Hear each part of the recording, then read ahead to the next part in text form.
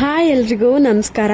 ಇದು ನನ್ನ 3ನೇ ವ್ಲಾಗ್ ಆಗಿರುತ್ತೆ. ನನ್ನ ಒಂದು ಮಾರ್ನಿಂಗ್ ಸ್ಟಾರ್ಟ್ ಆಗೋದೇ ನಾನು ಆಚೆ ಬಂದು ಫುಲ್ ಒಂದು ಗ್ರೀನರಿ ವೀವ್ ಹಾಗೂ ನಮ್ಮ ಮನೆಯಲ್ಲಿ ಹಾಕಿದೀವಲ್ಲ ಆ ಒಂದು ಗಿಡಗಳು ಫ್ಲವರ್ಸ್ನ ನೋಡೋದ್ರಿಂದನೇ ನನ್ನ ಒಂದು ದಿನ ಸ್ಟಾರ್ಟ್ ಆಗೋದು. ಸೊ ಇವತ್ತಂತೂ ಫುಲ್ ಫ್ಲವರ್ಸ್ ತುಂಬಿತ್ತು. ಇವತ್ತು ಶುಕ್ರವಾರ ಆಗಿರೋದ್ರಿಂದ ಸೊ ಇದನ್ನೆಲ್ಲ ದೇವ್ರ ಪೂಜೆಗೆ ಅಂತ ಕಿತ್ಕೊಳ್ತೀವಿ. ತುಂಬಾ ಚೆನ್ನಾಗಿ ಹರಳಿತ್ತು. ಕ್ರೀಮ್ ಕಲರ್ದು ಒಂದು 3 ಫ್ಲವರ್ಸ್ ಬಿಟ್ಟಿತ್ತು ಹಾಗೂ ರೆಡ್ ಕಲರ್ದು 1 ಫ್ಲವರ್ ದಾಸವಾಳ ಹೂವು ಬಿಟ್ಟಿತ್ತು. ಹಾಗೂ ಆಸ್ ಯೂಶುವಲ್ ಗಣಗ್ಲೆ ಹೂವು ಅದಂತೂ ಕಾಮನ್ ಆಗಿ ಯಾವಾಗಲೂ ಇದ್ದೇ ಇರುತ್ತೆ ನೋಡಿ. ಆಗಲೇ ನಾವು ನೆಟ್ಟಿರುವಂತಹ ಒಂದು ದಾಸವಾಳ ಕಡ್ಡಿ ಎಷ್ಟೊಂದು ಚಿಗುರಿದೆ ಅಂತ.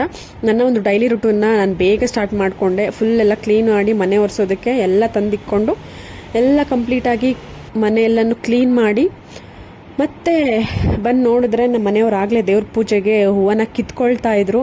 ಸೊ ತುಂಬಾ ಚೆನ್ನಾಗಿರುತ್ತೆ.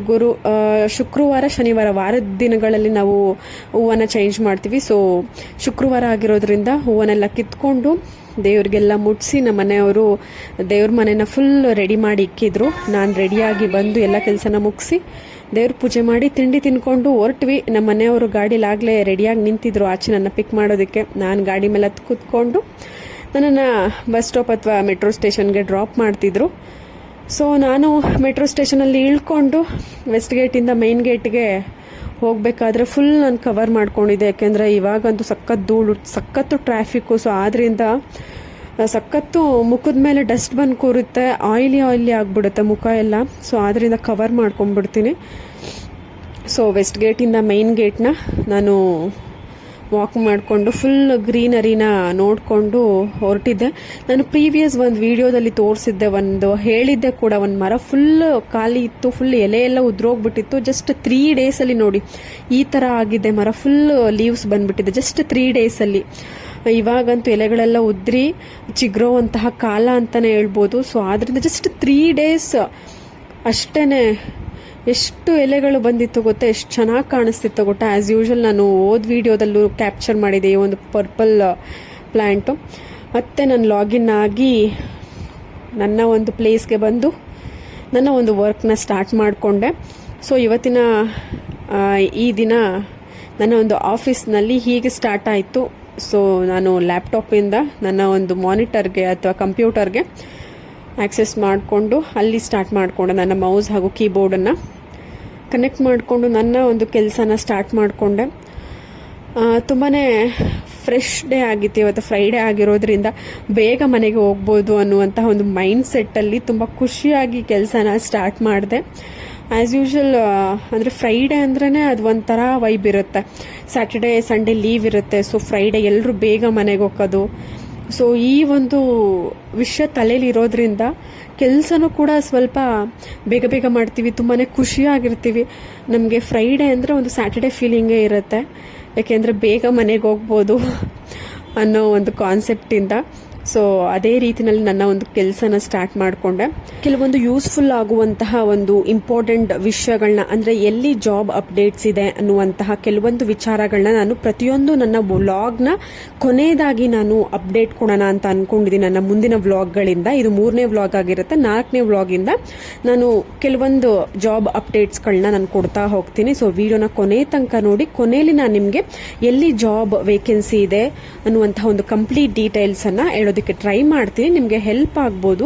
ಖಂಡಿತವಾಗ್ಲೂ ಎಲ್ಲರಿಗೂ ಅಲ್ಲದೆ ಇದ್ರೂ ಕೆಲವೊಬ್ಬರಿಗೆ ಹೆಲ್ಪ್ ಆಗ್ಬೋದು. ನಾನು ನನ್ನ ಫ್ರೆಂಡ್ಸ್ಗೆ ಇಬ್ಬರಿಗೆ ಶೇರ್ ಮಾಡಿದೆ, ನಾನು ಈ ಥರ ವ್ಲಾಗ್ಸ್ ಮಾಡ್ತಿದ್ದೀನಿ, ವ್ಲಾಗ್ಸ್ ಮಾಡೋದಕ್ಕೆ ಸ್ಟಾರ್ಟ್ ಮಾಡಿದ್ದೀನಿ ಅಂತ. ಅವರಂತೂ ತುಂಬ ಖುಷಿ ಪಟ್ಟರು. ನಂತರ ನಾವು ಲಂಚ್ ಟೈಮ್ ಆಯಿತು. ಸೊ ಲಂಚ್ನ ನಮಗೆ ಅಲ್ಲೇ ಪ್ರೊವೈಡ್ ಮಾಡ್ತಾರೆ ಅಂತ ಹೇಳಿದ್ದೆ ಹಿಂದಿನ ಒಂದು ವಿಡಿಯೋದಲ್ಲಿ.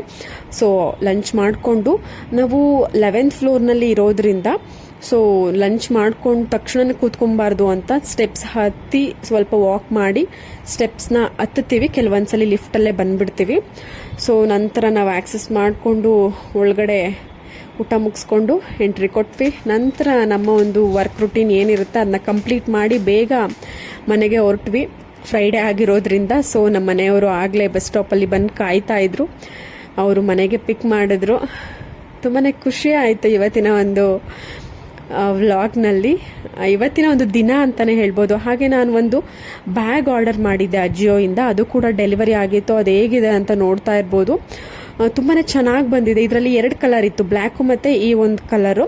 ಸೊ ಕ್ವಾಲಿಟಿ ಅಂತೂ ಸೂಪರ್ ಆಗಿದೆ. 799 MRP ಇದ್ದಿದ್ದು, ಬಟ್ ಈ ಒಂದು ಬ್ಯಾಗ್ ನನಗೆ ಜಸ್ಟ್ 240 ರುಪೀಸ್ಗೆ ಸಿಕ್ಕಿದೆ. ಯಾರಿಗಾದರೂ ಬೇಕು ಅಂದರೆ ಕಮೆಂಟ್ ಸೆಕ್ಷನ್ ತಿಳಿಸಿ, ನಾನು ನಿಮಗೆ ಲಿಂಕ್ನ ಪ್ರೊವೈಡ್ ಮಾಡ್ತೀನಿ.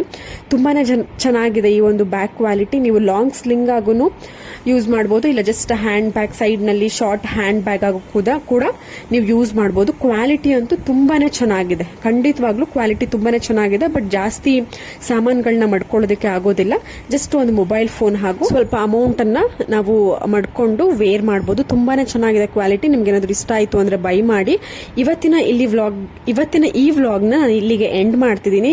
ಯಾರು ಇನ್ನು ನನ್ನ ಚಾನಲ್ಗೆ ಸಬ್ಸ್ಕ್ರೈಬ್ ಮಾಡ್ಕೊಂಡಿಲ್ಲ, ಈ ಕೂಡಲೇ ಸಬ್ಸ್ಕ್ರೈಬ್ ಮಾಡ್ಕೊಳ್ಳಿ, ಶೇರ್ ಮಾಡಿ ಹಾಗೂ ಲೈಕ್ ಮಾಡಿ, ನಿಮ್ಮ ಫ್ರೆಂಡ್ಸ್ಗೆಲ್ಲ ಶೇರ್ ಮಾಡಿ. ಇದೇ ರೀತಿ ಸಪೋರ್ಟ್ ಮಾಡ್ತೀರಿ ಅಂತ ಕೇಳ್ಕೊಳ್ತೀನಿ. ಮತ್ತೆ ನಾನು ನೆಕ್ಸ್ಟ್ ವಿಡಿಯೋದಲ್ಲಿ ಅಂದ್ರೆ ನೆಕ್ಸ್ಟ್ ವ್ಲಾಗ್ ಅಂದ್ರೆ 4th ವ್ಲಾಗ್ ಅಲ್ಲಿ ನಾನು ನಿಮ್ಗೆ ಜಾಬ್ ಅಪ್ಡೇಟ್ಸ್ ಅಥವಾ ಜಾಬ್ ವೇಕೆನ್ಸಿಯೊಂದಿಗೆ ಸಿಗ್ತೀನಿ. ಅಲ್ಲಿವರೆಗೂ ಎಲ್ರಿಗೂ ಬಾಯ್ ಬಾಯ್, ಟೇಕ್ ಕೇರ್.